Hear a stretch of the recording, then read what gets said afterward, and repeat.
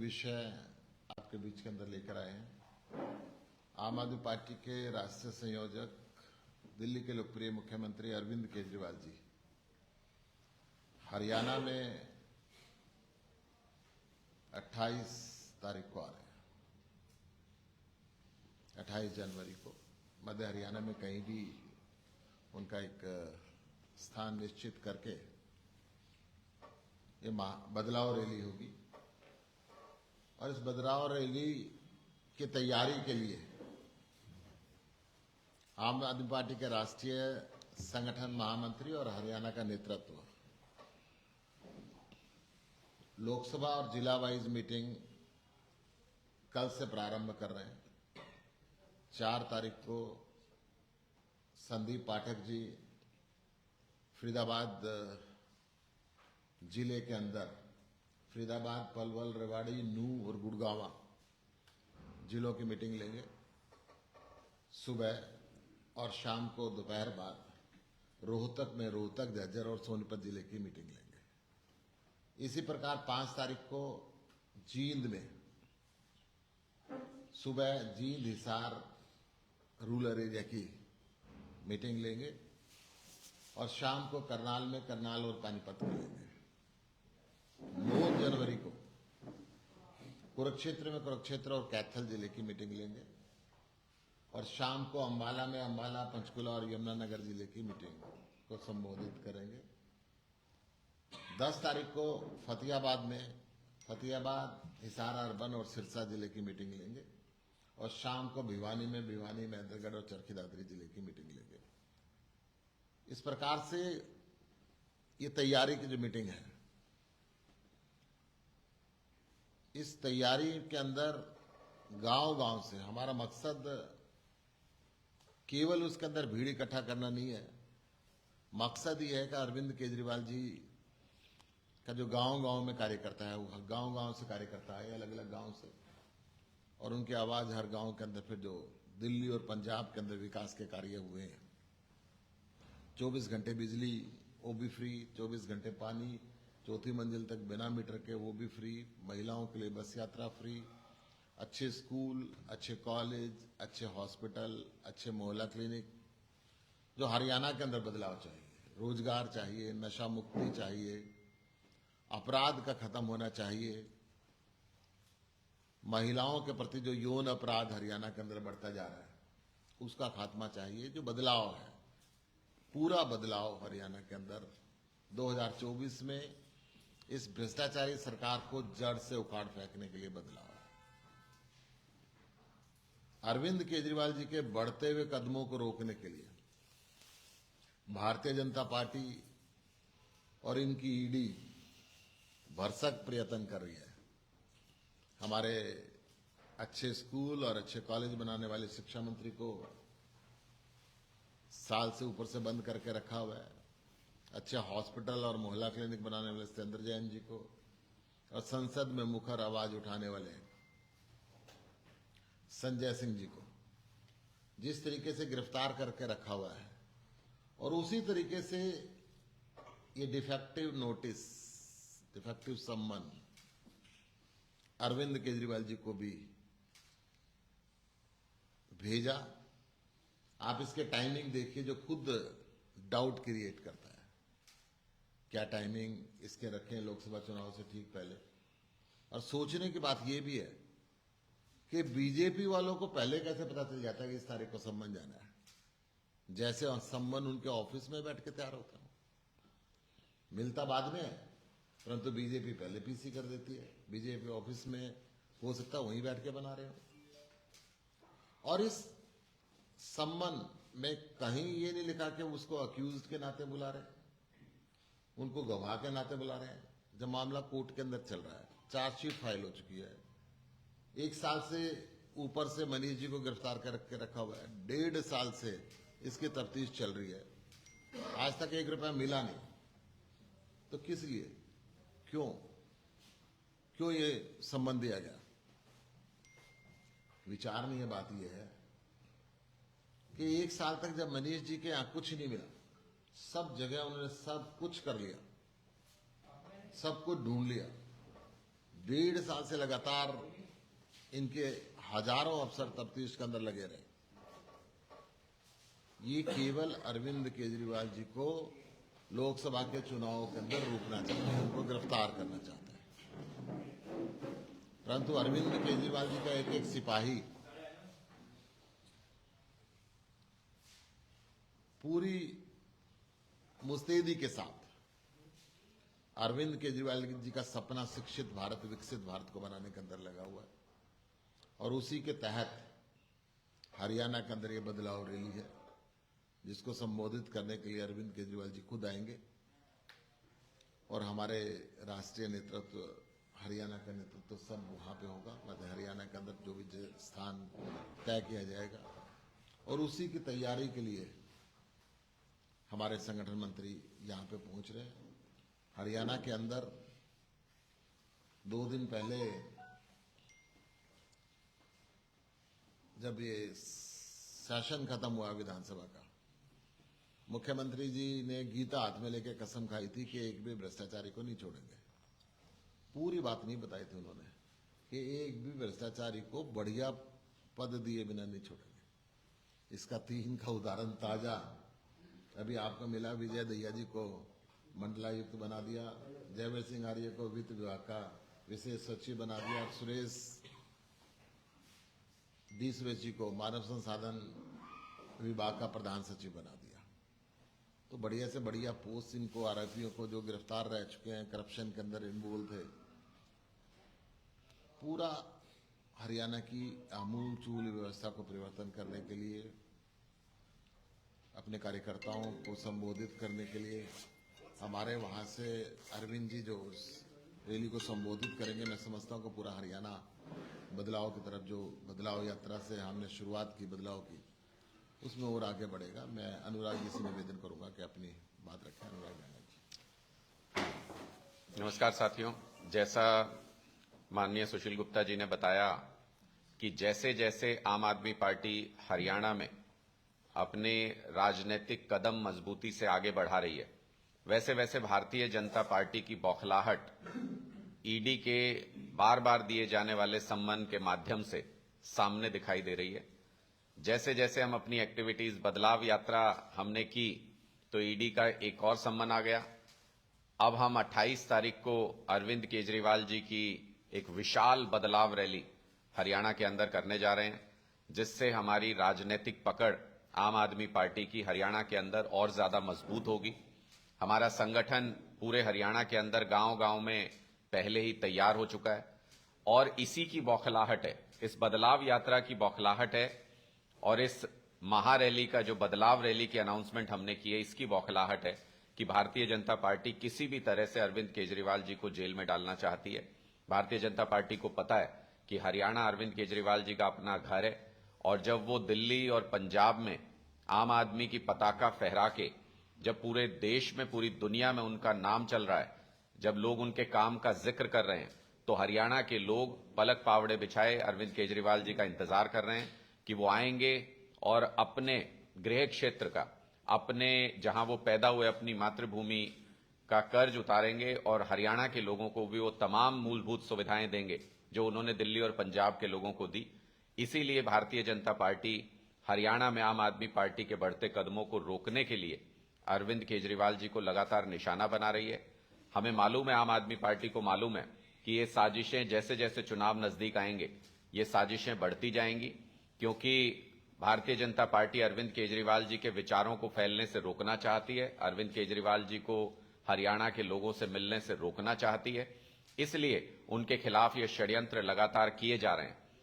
इसलिए हम भारतीय जनता पार्टी को भी ये चेतावनी देना चाहते हैं कि हरियाणा के लोग अपनी माटी के लाल, हरियाणा की मिट्टी में पैदा हुए अरविंद केजरीवाल जी के खिलाफ किसी भी तरीके का षड्यंत्र बर्दाश्त नहीं करेंगे, और हरियाणा में भारतीय जनता पार्टी को इसका माकूल जवाब मिलेगा अगर कोई भी षड्यंत्र, कोई भी साजिश अरविंद केजरीवाल जी के खिलाफ करते हैं।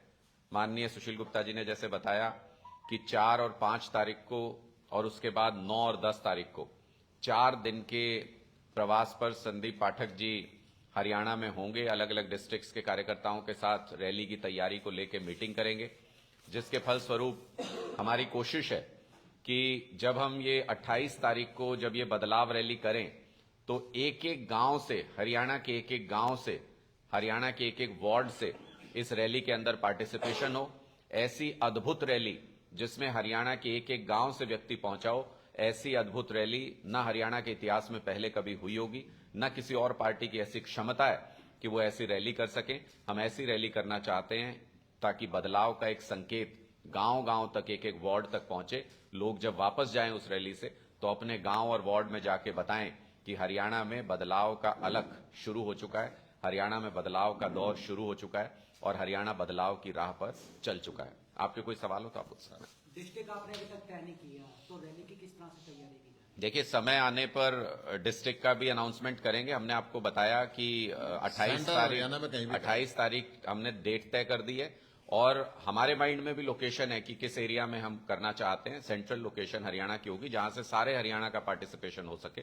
हमारा मकसद बहुत साफ है और कल परसों में जब हम कार्यकर्ताओं के साथ मिलेंगे तो हम उस स्थान को भी चिन्हित कर लेंगे और आपको पूरे कार्यक्रम के साथ पूरी तरह से सूचित करेंगे। उन्होंने कहा जिस तरह से कि बदलाव यात्रा की तैयार है कि अरविंद केजरीवाल जी को सम्मान दिए जा रहे हैं। यात्रा तो आपकी बाद में शुरू हुई, जिस मामले में सम्मान दिए जा रहे हैं वो तो उससे पहले का है। देखिए मामला तो ये पिछले 2 साल से चला आ रहा है, लेकिन आप अगर देखेंगे कि अरविंद केजरीवाल जी के खिलाफ जो बीजेपी की साजिश और बीजेपी के सम्मन है वो पिछले 1-2 महीने से ही शुरू हुए हैं। जब से हरियाणा के अंदर, जब से राजनीतिक हलचल तेज की आम आदमी पार्टी ने, जब हमने संगठन बनाने की शुरुआत की, जब हमने 11,000 पदाधिकारी घोषित किए, तो भारतीय जनता पार्टी को यह समझ आ गया कि और अरविंद केजरीवाल जी, अगर आपको ध्यान हो, जब रोहतक में आए थे कार्यकर्ताओं को संबोधित करने तो उन्होंने घोषणा की थी कि आम आदमी पार्टी की तीसरी सरकार हरियाणा के अंदर बनने जा रही है। इसी की बौखलाहट भारतीय जनता पार्टी में है, जो वो लगातार बार बार ये बताने के बावजूद कि ये गैर कानूनी सम्मन है। आप ये भी नहीं बता रहे कि आप किस हैसियत से अरविंद केजरीवाल जी को बुला रहे हैं, क्या मुख्यमंत्री के नाते बुला रहे हैं या राष्ट्रीय संयोजक आम आदमी पार्टी के नाते बुला रहे हैं, गवाह के तौर पे बुला रहे हैं, आरोपी के तौर पे बुला रहे हैं। सम्मन में कुछ भी साफ नहीं है। उसके बावजूद जब अरविंद केजरीवाल जी ने इसका जवाब दिया सम्मन का, उन्होंने पूछा कि भाई आप बताइए तो सही कि किस नाते से बुला रहे हैं।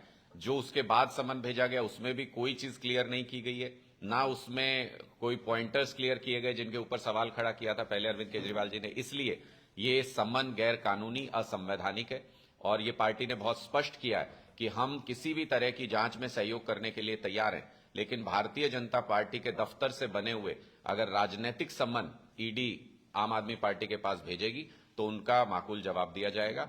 किसी भी तरीके की जांच बताएं तो सही, किस चीज की जांच है, बताएं तो सही। जांच में शामिल होने के लिए तैयार है।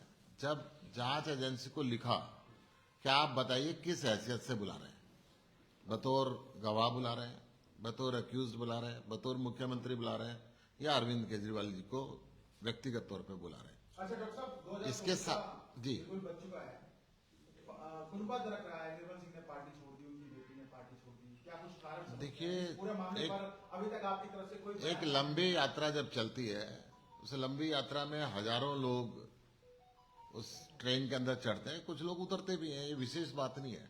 आजकल राजनीतिक हलकों के अंदर ये विशेष बात नहीं है। क्या कुछ कारण रहा निर्मल सिंह, क्योंकि काफी कद्दावर नेता के तौर पर जाने जा रहे थे? कोई देखिए, मैं आपको बता सकता हूँ, उन्होंने जो इस्तीफा हमें भेजा उसमें लिखा कि व्यक्तिगत कारणों से वो जा रहे। क्या दोनों ने छोड़ दी है पार्टी? उनकी दोनों ने। जावेद खान को भी आपने निष्कासित किया है पार्टी से। उन्होंने भी कहा है कि पर्ची की पैठ है इस पार्टी में, आम आदमी पार्टी में पर्ची का। हमने किसी जावेद खान को निष्कासित नहीं किया, नहीं, वो कोई दूसरे जावेद खान की बात। सुशील जी, आप हरियाणा की बात कर रहे हैं, हरियाणा में आपका आईटी सेक्शन कितना स्ट्रॉन्ग है? क्योंकि आजकल इलेक्शन आईटी के ऊपर लड़ा जाता है। हरियाणा के अंदर आम आदमी पार्टी का संगठन सबसे मजबूत संगठन, आईटी की मैं बता रहा हूँ, परंतु हमारा आईटी का सेक्शन बीजेपी की तरह झूठा सेक्शन नहीं है। हम जो सच्ची बात है वो देते हैं। भारतीय जनता पार्टी का एक बहुत बड़ा आईटी सेक्शन की फौज है जो झूठी रूमर्स फैलाती है, झूठी बातें फैलाती है। सर, अभी जो विकास यात्रा निकाली जा रही है, इनका मेन मकसद है कि लोगों के आधार कार्ड से उसके मोबाइल नंबर इकट्ठा करना। क्या आपके पास लोगों के मोबाइल नंबर? इसकी विशेष बात ये नहीं है। इसकी विशेष बात ये है कि भारतीय जनता पार्टी सरकार के खर्चे पे 9.5 साल के बाद 10 साल में से सरकार के खर्चे पर रथ बना के गांव गांव भेज रही है। वो एडवर्टीजमेंट भारतीय जनता पार्टी का सरकार के खर्चे पे कर रही है। मैं इसमें एक चीज और ऐड करना चाहूंगा कि ये जो आप यात्राएं देख रहे हैं और अलग अलग तरह की यात्राएं अलग अलग पार्टी की आप लोग देखते हैं, आप लोगों को भी और जनता के समक्ष भी ये प्रश्न है कि आखिर ये लोग यात्राएं क्यों कर रहे हैं। आप अलग अलग यात्राओं को देखिए कांग्रेस पार्टी ने यात्रा निकाली तो उसका क्या मकसद है यात्रा निकालने का, या अगर आगे भी निकालेंगे तो क्यों निकालेंगे। 25 साल तक कांग्रेस पार्टी ने हरियाणा में राज किया है। जो भी भला करना चाहते थे जनता का वो उन 25 साल में कर सकते थे, जो भी अच्छा काम करना चाहते थे। तो इस यात्रा के जरिए क्या करेंगे। इसी तरह से भारतीय जनता पार्टी विकसित भारत संकल्प यात्रा निकाल रही है। क्या जरूरत है इस यात्रा की। 9 साल से आपकी सरकार है, आज भी हरियाणा में आपका मुख्यमंत्री, आप एक हस्ताक्षर कीजिए ना, जो भी कुछ इंप्लीमेंट करना है हो जाएगा। आप इंप्लीमेंट नहीं करते हैं, आप लोगों को विकसित करने का, भारत को विकसित करने का काम नहीं करते हैं, लेकिन सरकारी खर्चे के ऊपर यात्रा निकाल रहे हैं, तो उससे कोई फायदा नहीं होना। ये सब राजनीतिक स्टंट है। आम आदमी पार्टी अगर बदलाव यात्रा निकाल रही है या निकाली हमने, तो हमने इस मकसद से निकाली कि बार बार सत्ता परिवर्तन होने के बाद भी लोगों की जिंदगी में कोई बदलाव नहीं आया, और इसलिए हम लोगों की जिंदगी बदलना चाहते हैं, सत्ता बदल के व्यवस्था बदलना चाहते हैं। हमारा एक मकसद है और वो मकसद साफ तौर पे समझा जा सकता है। जो कांग्रेस और बीजेपी जिस तरीके की यात्राएं निकाल रही है वो सिर्फ पॉलिटिकल स्टंट है, क्योंकि उनको मौका मिला और वो उस मौके का फायदा नहीं उठा पाए। उन्होंने लोगों के लिए कोई काम नहीं किया। राम मंदिर प्राण प्रतिष्ठा हो रही है, आप लोग जाएंगे? बहुत जरूर जाएंगे, जैसे जैसे, और बहुत पहले बन जाना चाहिए था, इतना लेट क्यों। निमंत्रण मिला है? निमंत्रण अभी समय है, मिल जाएगा, मिलेगा, जाएंगे, जरूर आपको जाएंगे। और राम के यहाँ निमंत्रण चाहिए सर। सुनिए, अगर पत्रकार पूछे निमंत्रण मिला है तो मैं कह रहा हूँ मिलेगा तो जरूर। और हम तो पहले भी आए हैं और बाद में भी जाते रहेंगे। राम तो हमारे घर का है, राम को कौन रोक सकता है। राम हिंदुस्तान में हर आदमी का है। सर अभी आपने कहा था जो कि बीजेपी वाले आम आदमी पार्टी के लीडर को झूठे आरोप में फंसा कर अंदर कर रहे हैं, तो ऐसे कौन से आरोप होते हैं कि जमानत भी नहीं मिल पाती, जबकि आम आदमी देखिए, जो शायद ईडी के कानून की आपको जानकारी लेनी पड़ेगी।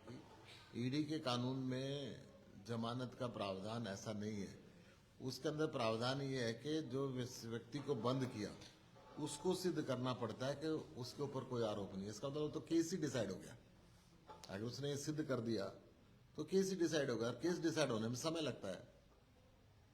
तो ये एक ईडी का नाम पहले आपने कभी सुना बीजेपी से पहले? बीजेपी के आने के बाद अब हर जगह ईडी ही चल रही है और कुछ चल ही नहीं रहा, क्योंकि सीबीआई में पहले इन्होंने बंद किया, तुरंत जमानत मिल गई थी।